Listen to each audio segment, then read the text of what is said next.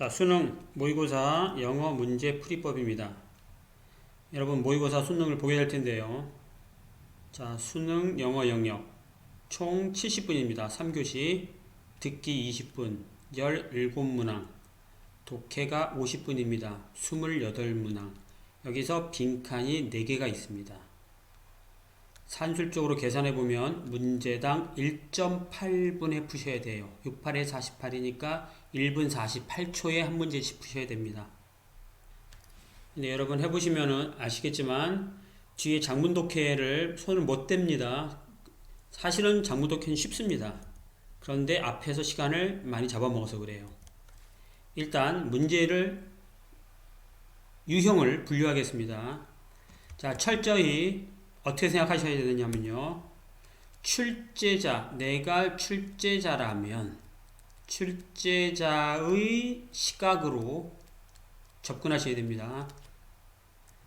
출제자의 시각. 첫 번째, 사실 외국어를 읽는다, 한글을 읽는다 하는 것은 주제를 알기 위함입니다. 그렇죠. 무슨 말을 하는지 알려고 읽는 거죠.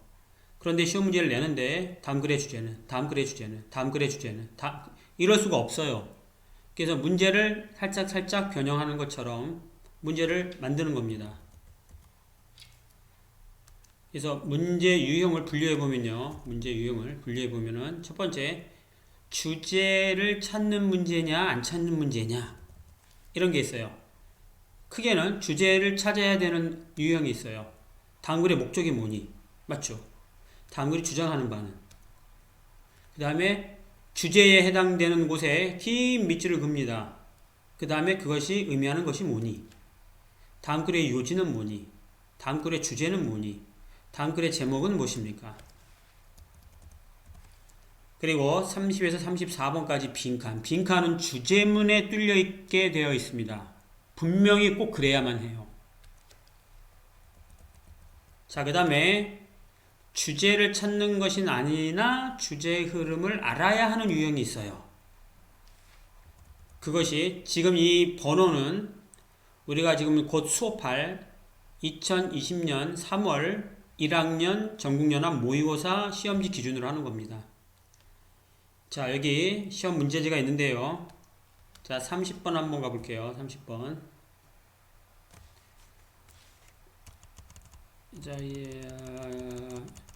하나씩 보시면 되고요. 인터넷 다 있습니다. 30번. 네, 여기 보세요. 밑줄 친 부분 중 문맥상 낱말의 쓰임이 적절하지 않은 것은, 그쵸? 밑줄 쳐져 있죠, 원래? 이거는 이 단어 하나하나가 맞냐 틀리냐인데 전체 흐름을 알고 사실은 단어 밑줄은 반의어 찾는 겁니다. 반의어. 중요하다, 중요치 않다. 반의어 찾는 거예요. 빨리, 느리게. 뭐가 넣어야 맞을까? 쉬운, 어려운. 뭘 넣어야 맞을까? 각각의 문제 푸는 방법이 하나씩 다 있습니다. 그건 나중에 설명하고 일단 주제를 찾는 것인가 아닌가 유무의 그 관점에서 보시면 얘는 딱 주제를 찾으라는 건 아니에요. 제목, 주제, 요지 이런 게 아닙니다.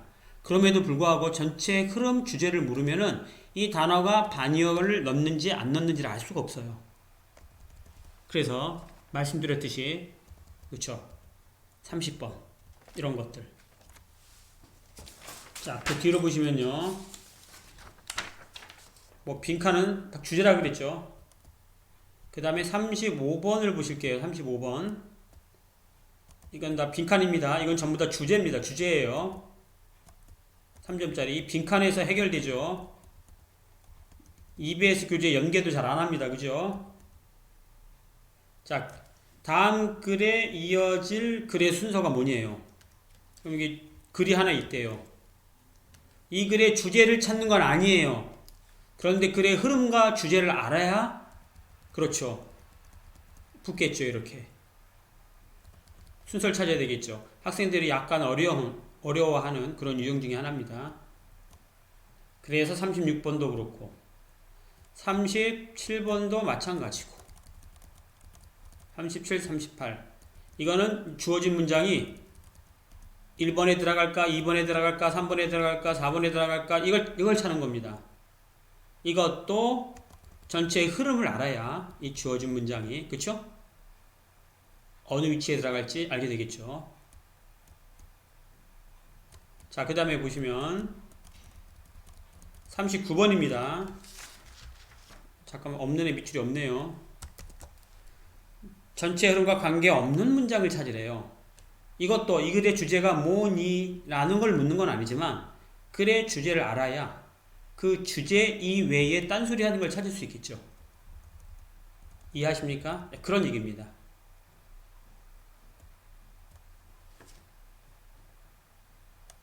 자, 그래서 아까 다시 메뉴로 자, 다시 우리 수능 문제 풀이법으로 다시 돌아오면 주제를 찾아야 하는 유형이 있고요. 딱 주제를 찾아라는 아니지만 주제를 모르면 찾을 수 없는 그런 유형이 있어요. 반면에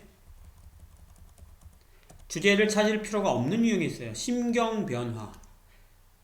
다음 글에서 나의 심경이 처음에는 어땠는데 어떻게 변했니? 이런 거. 그쵸?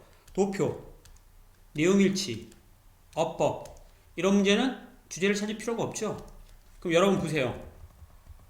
얘도 주제라고 생각하면은 압도적으로 주제를 묻는 글입니다. 원래 글은 주제가 뭐냐 주제를 찾아라. 그것도 1분 48초 안에. 이걸 처음부터 끝까지 다 읽고 앉아있으면 1분 48초 안에 절대로 해결하지 못합니다. 근데 우리에게 새로운 희망이 생겼죠. 상대평가입니다. 90점 되는 순간 1등급이에요. 80점대 되면 2등급이고 70점대 되면은 3등급이고 그래서 3등급은 충분히 나올 수 있습니다. 자, 두 번째 기준입니다.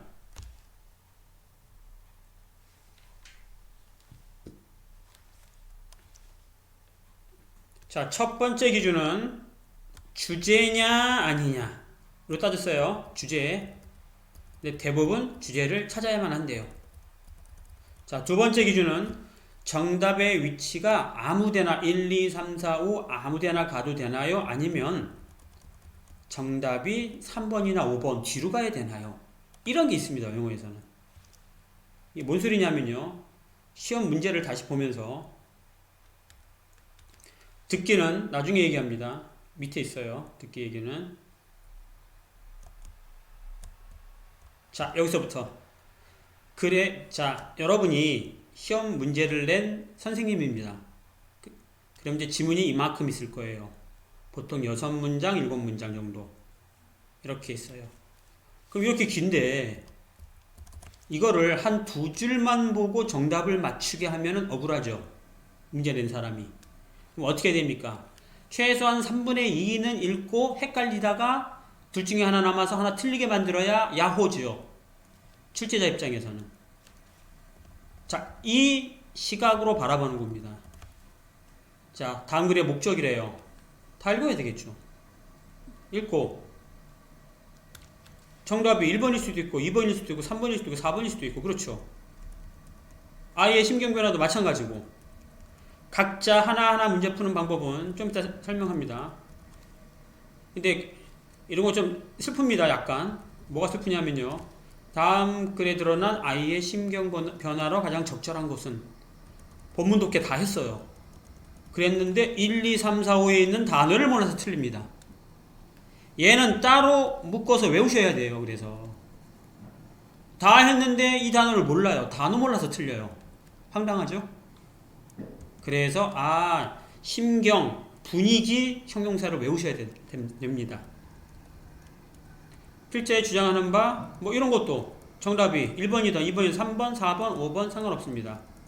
얘도 마찬가지고요. 하고 싶은 얘기는 뭐냐면요. 약간 뒤에 나오는데요. 뒤쪽에 많이 있습니다. 주제도 1, 2, 3, 4, 5 아무데나 써도 상관이 없습니다. 자, 여기서부터 시작되네요. 25번. 도표의 내용과 일치하지 않는 것은. 그러면 the most spoken languages. 가장 말해진 언어 세계에서 2015년에 이거죠. 그럼 이거는 숫자는 볼 필요 없습니다. 이거 지금 보고 있으면 시간 낭비예요. 그럼 여러분 보세요. 만약에 여기까지는 이제 대충 위의 편은 뭐를 말하는 거예요. 이렇게 하고 1번 이렇게 설명하겠죠. 그럼 1번을 맞춰봤어요. 영어는 뭐뭐뭐뭐뭐다. 근데 표랑 맞춰봤는데 얘랑 틀리네? 그럼 2번부터 읽습니까? 안 읽습니까? 다시요. 한 화면을 봅시다. 25번 한 화면으로. 여기까지 딱 읽었는데 위 도표랑 달라요. 그럼 여기서부터 여기까지 읽겠습니까? 안 읽겠습니까? 안 읽죠. 그래서 도표 문제는 정답이 3, 4, 5인 거예요. 이해하십니까? 무슨 말인지? 어차피 따로따로 된 거기 때문에 5번부터 가시면 돼요. 프랑스어는 어떻고 위에 도표 확인하시고. 그 다음에 4번, 그쵸? 하고 3번. 그럼 3, 4, 5 중에 하나일 겁니다. 3, 4, 5 중에 하나일 확률이 매우 높습니다. 25번. 이런 문제 말씀드립니다. 25번. 자, 그 다음에 그래서요 25번은 볼게요. 정답이 4번이었습니다. 4번.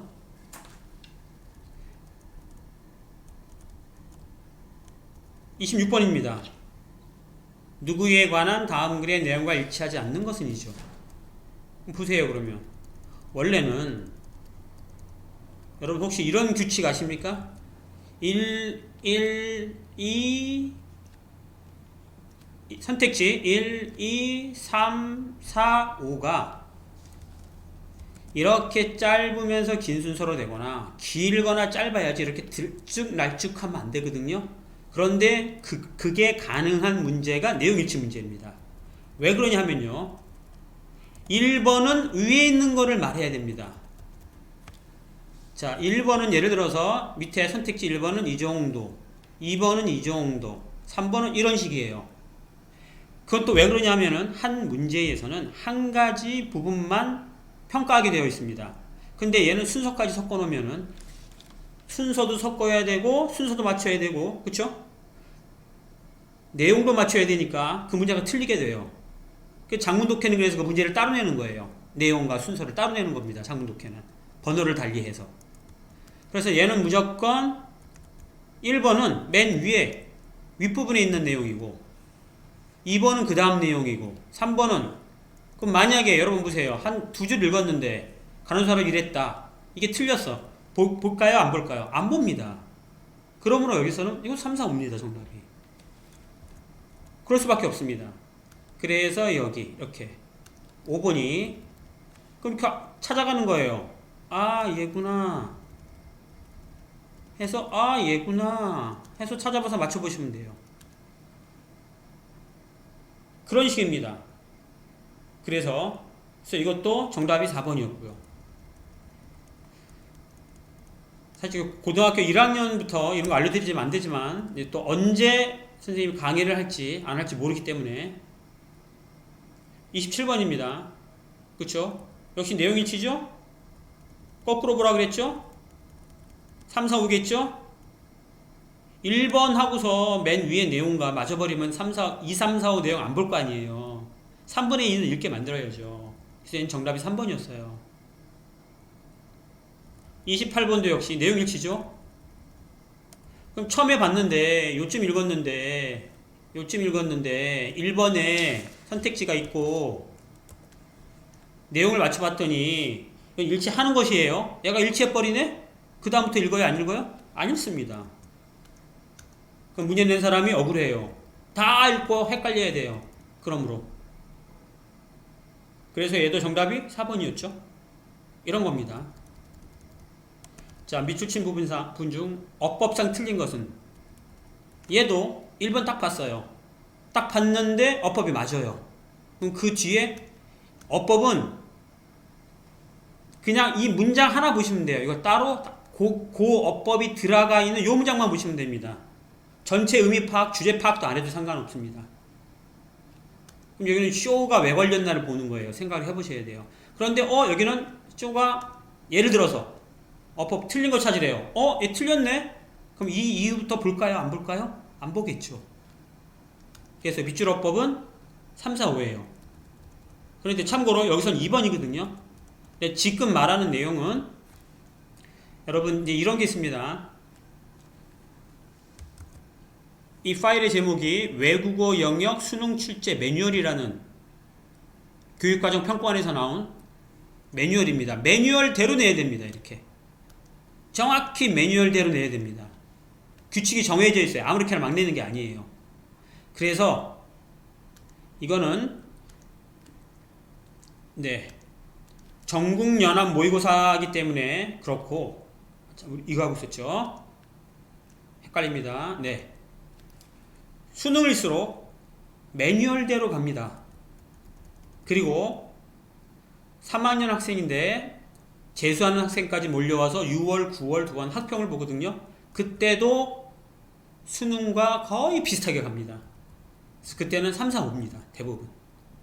그래서 얘도 거꾸로 가시는 게, 얘는 의미 파악 같은 거 상관없어요. 거꾸로 보시면 돼요. 거꾸로. 5번 들어간 문장. 여기서는 is 단수냐 복수냐 묻네요. 그럼 여기 앞까지가 주어겠네요.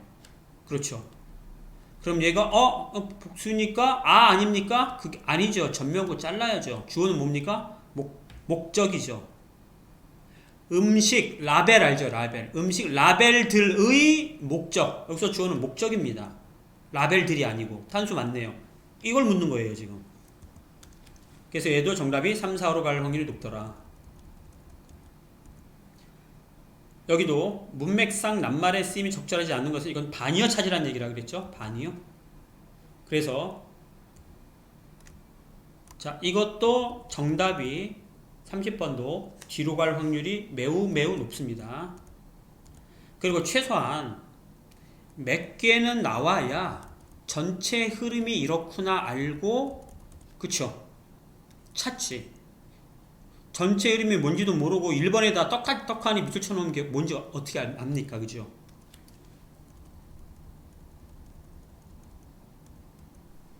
자, 됐고요. 그래서 정답 뒤로 가는 것들 찾아봤습니다. 정답 뒤로 가는 것들.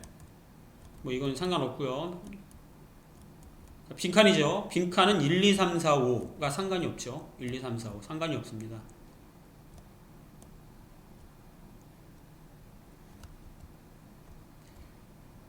자, 그리고 주어진 글 다음에 이어질 글의 순서로 가장 적절한 것은, 자, 여러분 이거는 혹시 정해져 있는 거 아십니까? 이 부분이 항상 이렇게 나옵니다. 얘는 바뀌지 않습니다. ACB, BAC, BCA, CAB, CBA고 1번은 항상 정답이 아니죠. 왜? 주어진 문장에다가 A 문장을 바로 붙이겠습니까, 여러분은? 그쵸? 그러니까 얘는 그냥 양념입니다. 사지선다예요. 찍을 때라도 얘를 빼고 찍으셔야 돼요.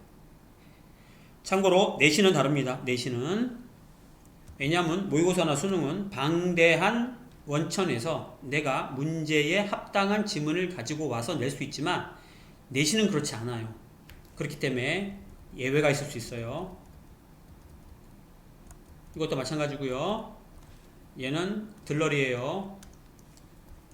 주어진 문장이 들어가기에 가장 적절한 곳 딱 찾아봤는데 주어진 문장이 1번에 딱 들어가니까 딱 맞을 것 같아. 여기까지 읽고 끝내겠죠. 그 뒤에 읽어요? 안 읽어요? 안 읽죠. 그래서 얘도 뒤로 가겠죠. 3738도. 그쵸? 3738도 뒤로 갑니다. 3, 4, 5로 갑니다. 그래서 38은 37번, 4번, 38번, 5번 이래요. 그러니까 여러분이 하여튼 아는 걸 다 언제 또 이런 강의를 할지 모르니까 39번입니다. 다음 글에서 전체 흐름과 관계없는 문장이래요. 흐름을 알려면 일단 주제를 파악을 해야 돼요. 그렇죠? 이것도 나중에 각각의 하나하나 문제를 어떻게 풀어야 되는지 설명하겠습니다. 근데 덜렁 1번이 여기에 나온 내용과 여기에 나온 내용과 연결이 안 되고 말도 안 돼.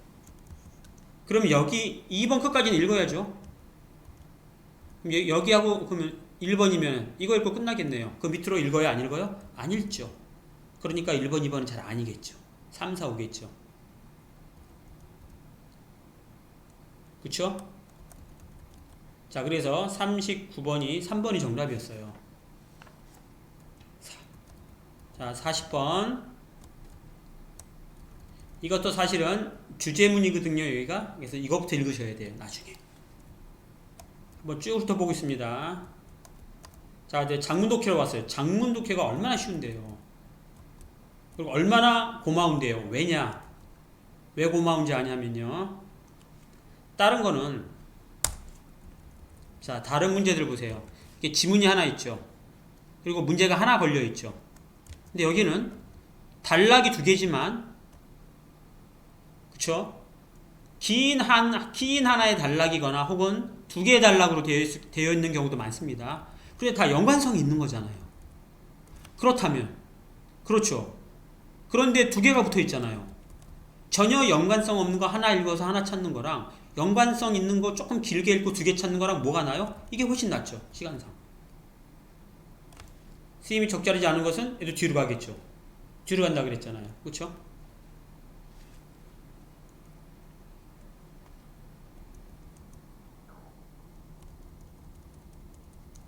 자, 그리고 장문독해 A 다음에 B를 바로 안 붙이겠죠. 아까 얘기했듯이. 그래서 얘는 또 있나 없나 마찬가지입니다. 이 중에서 찾으셔야 돼요. 사지선서입니다. 여기서도 가리키는 대상이 나머지 넷과 다른 것은 뒤로 가시면 돼요. 3, 4, 5입니다. 내용일치네요. 역시 뒤로 가시면 됩니다. 3, 4, 5입니다. 아셨죠, 이제? 그러면 어떤 느낌이 듭니까? 이상하다. 요거 하나 짚고 넘어갈게요. 4, 3, 4, 4, 4, 5 세 개가 연결된 장문독해를 딱 만났습니다. 그럴 때 뭐부터 봐야 됩니까? 뭐부터 보셔야 되냐면 45번에 있는 선택지 1, 2, 3, 4, 5를 먼저 보셔야 돼요. 한글로. 그 이유는 장문 독해가 있는데 A, B, C, D 긴 4개의 단락이 있어요. 그걸 읽기 전에 프렌치 프라이를 만들려고 감자 2개를 깎았다. 친절한 말을 더 많이 쓰겠다고 다짐했다. 불붙은 기름에 물을 끼얹지 말아야 한다는 것을 기억했다. 뚜껑으로 냄비를 덮어 불을 끄다가 손을 대었다. 아버지의 말을 듣고 화를 냈다. 이 중에 4개는 맞는 말이고 하나만 거짓말이죠. 그걸 찾으라고 한 거 아니에요. 그럼 이렇게 읽으면 대충 얘가 무슨 말인지 알고 들어갑니다. 장문 독해가 어떤 내용인지 스토리를 대충 알고 들어가는 거예요. 얼마나 유리하겠습니까? 맞죠? 그 얘기입니다. 자, 그럼 다시 가서요. 정답이 뒤로 가는 곳. 여러분은 동영상을 보다가 포즈 하시고 잠깐 멈추시고 보시면 됩니다. 도표 뒤로 가야 되는구나. 맞겠죠? 생각해 보세요. 내용일치. 뒤로 가야지. 1번부터 틀린 내용 나오면은 2, 3, 4부터 안 볼 테니까. 그쵸? 밑줄어법. 낱말의 밑줄. 주어진 문장 들어갈 곳. 전체론과 관련 없는 문장. 그쵸? 낱말 밑줄. 가리키는 대상 다른 것. 내용일치. 이런 게 정답이 3에서 5로 가요. 그럼 이제 문제가 생기죠. 무슨 문제가 생깁니까? 여러분 자 보세요. 여기 있나요? 자, 이번에 본 시험인데요. 정답을 배치를 할 때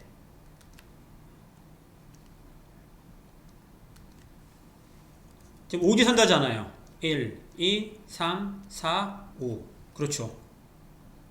오지선다. 오지선다인데 몇 문제예요? 45. 그럼 어떻게 되면 돼요? 5, 9, 45. 그쵸? 그럼 전부 다 9면 되네요. 얘도 9, 얘도 9, 얘도 9, 얘도 9, 얘도 9 하면 전부 다 9, 9, 9, 9, 9. 선생님, 이걸 꼭 왜 맞추나요? 만약에 이렇게 안 맞추면은 3번이 18개였어요. 예를 들면. 여기는 막 3개, 2개 이렇고. 그럼 어떤 학생이 아무 생각 없이 3번만 쭉 찍었어요. 근데 영어 1등급이 나왔어요. 이러면 안 되겠죠. 그래서 얘를 맞춰야 돼요. 이 정도 하나 차이. 얘가 일로 가면 9 되는 거잖아요. 9, 9, 9, 9, 9. 그래서 얘를 맞추게 돼 있어요. 그렇다면은 잘 보세요. 여기가 3에서 5를 많이 가져가잖아요. 그러면 얘는 말이 랜덤이지만 사실은 정답이 1, 2쪽에 많겠죠. 그래서 빈칸에 정답이 1이 하나씩은 꼭 나옵니다. 이번에는 4개 중에서 1이 3개였습니다. 이번 모의고사에서는. 그런 식으로. 듣기도 마찬가지입니다. 듣기도 그렇더라.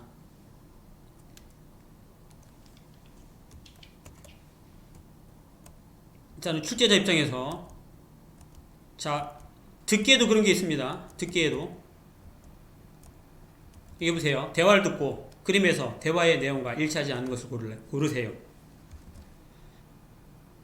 자, 여기 번호 있죠. 1번 이어지느냐 1번 그렇죠.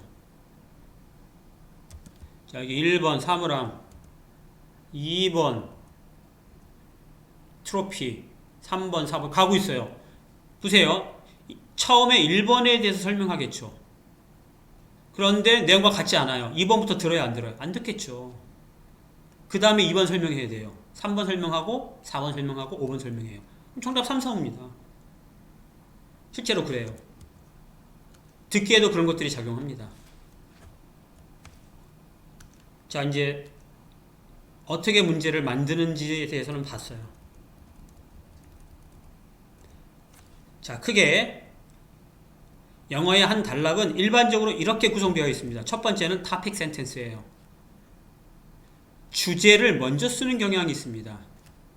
그 다음에 supporting sentences.